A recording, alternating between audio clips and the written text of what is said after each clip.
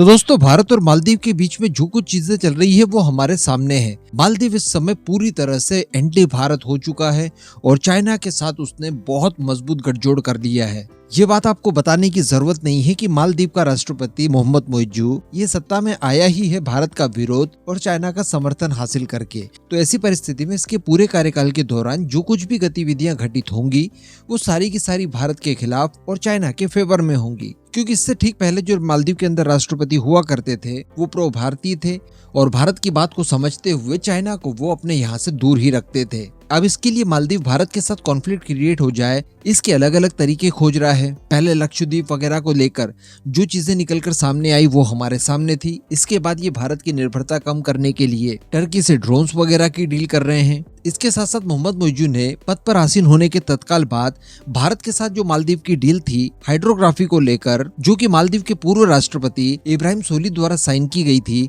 उसे तोड़ दिया था। ये मालदीव की तरफ से भारत के खिलाफ एक बहुत ही मजबूत कार्रवाई मानी जा रही थी, क्योंकि यहाँ पर भारत को डर ये था कि इस हाइड्रोग्राफी सर्वे की जो डील मालदीव भारत से तोड़ रहा है तो इसके तत्काल बाद ये चाइना के साथ साइन की जा सकती है और ऐसी परिस्थिति भारत के लिए काफी ज्यादा विकराल हो सकती है। तो दोस्तों, अब भारत का वो डर बिल्कुल सही साबित हुआ है और बताया जा रहा है कि भारत के लक्षद्वीप के आसपास चाइना बहुत ही जल्द मालदीव के साथ मिलकर हाइड्रोग्राफी सर्वे करने जा रहा है। दरअसल आपको याद होगा, मैंने 2 दिन पहले ही आपको एक वीडियो बनाकर बताया था कि चाइना का एक और जासूसी जहाज जिसका नाम शियांग यांग होंग 3 है, ये मलेशिया की ओर लगातार बढ़ रहा है और संभवतः ये मलेशिया के अंदर डॉक करेगा और मलेशिया द्वारा इसकी अनुमति चाइना को दे दी गई है। जबकि मलेशिया ये अनुमति चाइना को न दे, इसके लिए भारत द्वारा पहले ही इन्हें समझाने की कोशिश की थी। ठीक इसी तरह की समझाइश भारत द्वारा श्रीलंका को भी की गई थी, तो श्रीलंका इसके लिए मान गया था। लेकिन मालदीव द्वारा पहले तो इनकार किया गया कि नहीं, ऐसा कुछ नहीं है, कोई चाइनीज शिप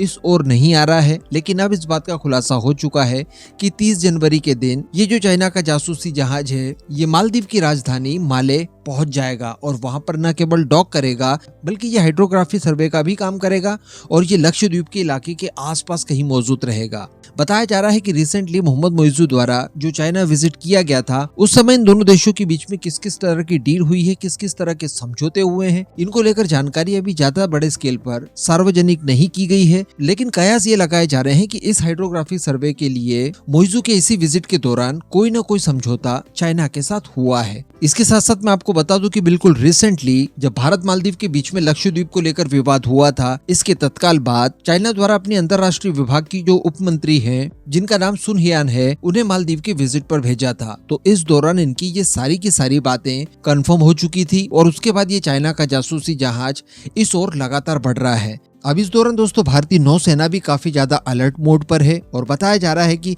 भारतीय नौसेना द्वारा इस ओर मोर्चा खोल दिया गया है। यानी जैसे ही चाइनीज शिप इस एरिया में एंटर करेगा वैसे ही भारतीय नौसेना अपने सारे सिस्टम्स को ओपन करके इस जहाज के ऊपर लगातार नजर बनाए रखेगी।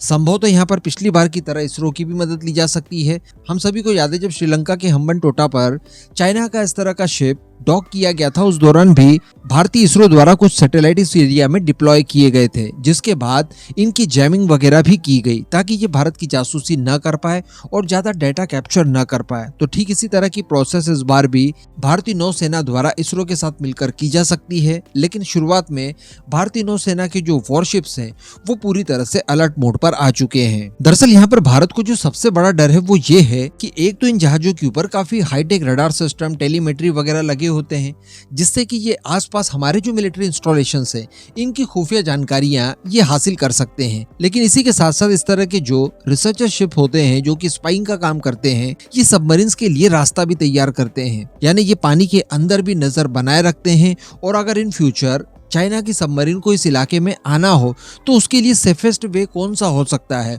उसको भी ये आइडेंटिफाई करते हैं। तो अगर ये स्पाई शिप इस एरिया में आता है, लंबे समय तक रिसर्च करता है, डॉक करता है, तो संभवतः ये अपनी सबमरीन्स के लिए एक रास्ता भी तलाश कर लेगा, जिसके अनुसार बाद में चाइना की सबमरीन्स की गश्त इस इलाके में बढ़ सकती है। और ये चूंकि डायरेक्टली भारत के एक्सक्लूसिव इकोनॉमिक जोन में तो आएंगे नहीं, इस वजह से भारत इनका कोई खास विरोध कर भी नहीं पाएगा। तो कहने का मतलब स्थिति काफी असमंजस वाली है भारत के लिए। कोई ना कोई बड़ा स्टेप उठाने की जरूरत यहाँ पर डेफिनेटली है।